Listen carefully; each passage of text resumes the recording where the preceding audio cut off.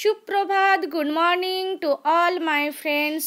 Good morning বন্ধুরা, welcome back to my YouTube channel. আশা করছি তোমরা সবাই খুব ভালো আছো। গুড মর্নিং তোমাদের সবাইকে।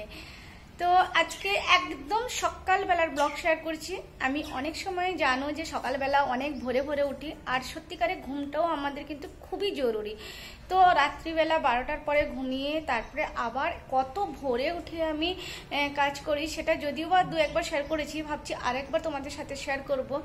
আর তার সাথে দুপুরবেলার ঘুমটাও কিন্তু খুব দরকার হয়, আর কিন্তু আমরা সেটা অনেক সময় হয়ে ওঠে না, যার জন্য শরীরটাও অনেক খারাপ হয়ে যায়।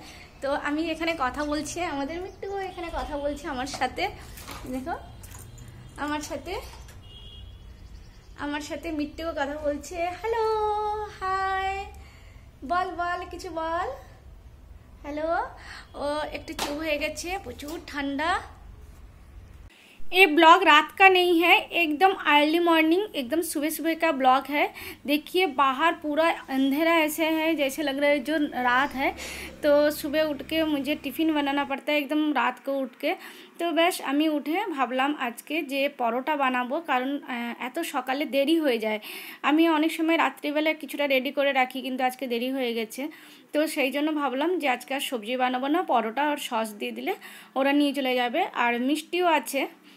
তো সেই জন্য আর আমি বেশি কিছু করলাম না। তাতেই ওরা বারণ করছিল, ছেলে হাজব্যান্ড, যে না তোমাকে, আমার মানে শরীরটা খারাপ হয়, তো ওই জন্যই বললো যে না তোমাকে কিছু বানাতে হবে না, ছেড়ে দাও, আমরা যাই হোক একটা খেয়ে নেব।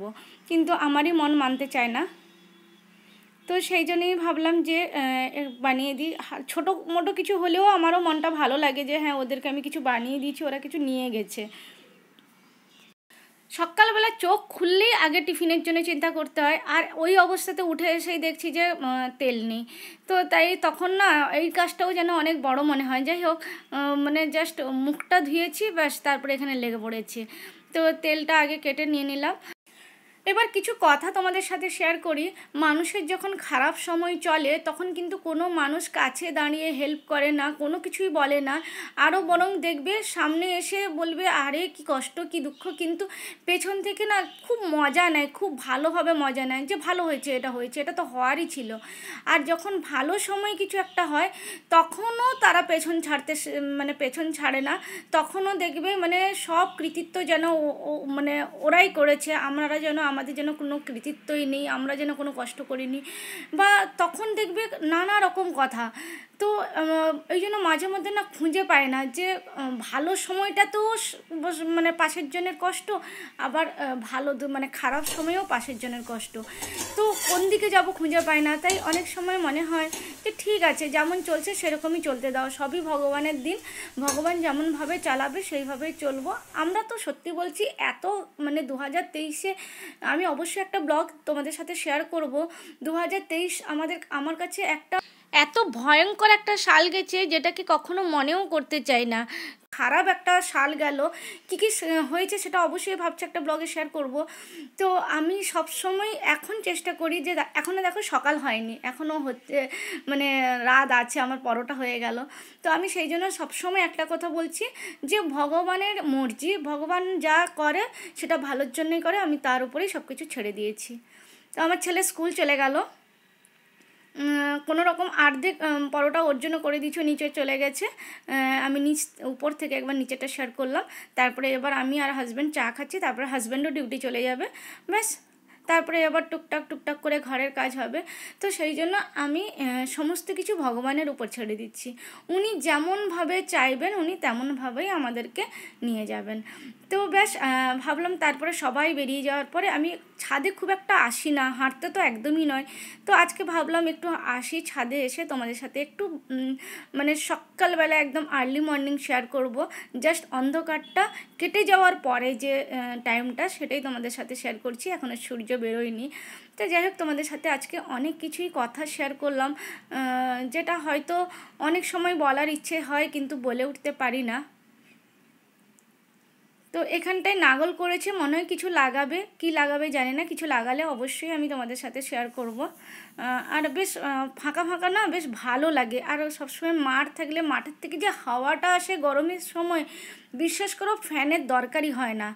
তো যাই হোক, এবার একদম দেখো সকালবেলা আকাশটা কত সুন্দর লাগছে, একদম অন্যরকম লাগছে, মানে সত্যিকারে এইরকম মানে আমি না শেয়ার করলে হয়তো আমি নিজেও দেখতে পেতাম না। খুব ভালো লাগলো।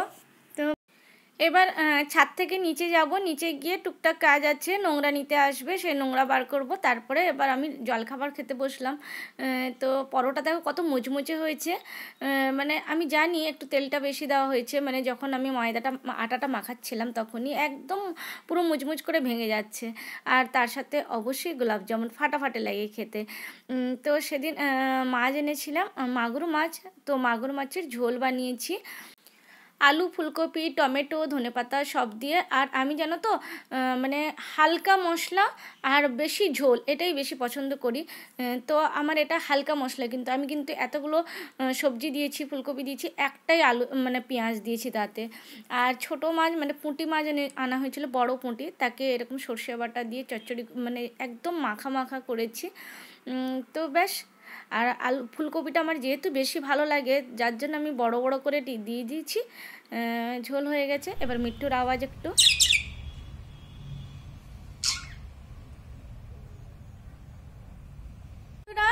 বলো তোমাদের কেমন লাগলো আমার আজকের এই আর্লি মর্নিংয়ের ব্লগটা। যদি তোমাদের ভালো লাগে তাহলে লাইক কমেন্ট শেয়ার করে দিও। আবার আসবো নতুন একটা ব্লগ নিয়ে, ততক্ষণ ভালো থেকো, সুস্থ থেকো, সাবধানে থাকো, tata bye bye, good morning তোমাদের সবাইকে।